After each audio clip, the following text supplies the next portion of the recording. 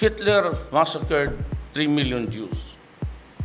Now, there's a 3 million drug addicts. There are. I'd be happy to slaughter them. Since his inauguration in 2016, the Philippines President Rodrigo Duterte has led a bloody reign with monumental consequences for human and civil rights. For many Filipino Americans, the political, social, and cultural climate in their homeland feels dire when watching the regime's actions from afar. He's rooted in misogyny. He's rooted in classism and oppression, and I think that that's not what the Filipino people want or it's about. Filipino people are full of love and community, and to have that be our representative is not cool. His presidency, for me, really rings the same undertones that we've seen of dictatorship that we've seen in the past. And my parents grew up during the Marcos regime. They were in college during that time. So hearing those stories and seeing almost that replay again, I feel like history does have a tendency to repeat itself if we don't stay aware of that. Merry Christmas. Kayong mga durugista, magdanakaw, mga korap, mga kriminal, at yung napapahirap sa Pilipino.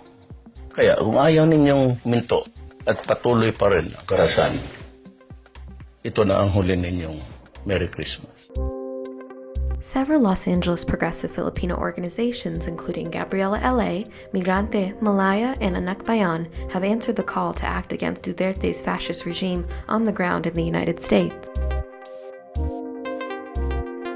This year we're doing an Oust Duterte campaign that hopes to cut U.S. aid going to the Philippine military, which is based off a successful campaign we did in 2007, where with Barbara Boxer we were able to eliminate a couple $1 million from the budget that was supposed to be allocated for the Philippines, and instead put stipulations that they have to meet certain human rights standards in order to receive money from the U.S. government. We're hoping this year, through our ecumenical advocacy days in April, that we'll be able to get a hearing in July where we'll be able to talk in front of Congress at a hearing to explain why Filipinos across every major city in every part of the U.S. believe that it would be wrong and we would not approve of U.S. money going to fund the military and the police there in the Philippines. From April 6 to April 8, 2019, the Malaya movement held the National Summit for Human Rights and Democracy in the Philippines. It brought together more than 350 people from across the U.S. and from speakers from the Philippines to learn more about what's happening in the Philippines right now, the worsening crisis under Duterte, in terms of human rights in general, workers' rights, women's rights, indigenous people's rights. So there were two actions, one in front of the embassy, the Philippine embassy and consulate in DC, and the Philippine ambassador to the U.S. was actually there. And then when we found out, we crossed the street and shouted at him a little bit.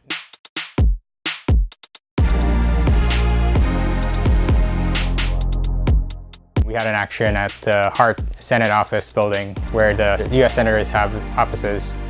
And it was a die-in and a banner laid out there. And then, we chanted about to stop the killings. And then cut the U.S. aid to the Philippines. And then since this is the Senate office building, the aim is to really make them hear. Literally, we're shouting in there for them to hear that it's urgent that they need to cut the U.S. aid to the Philippines.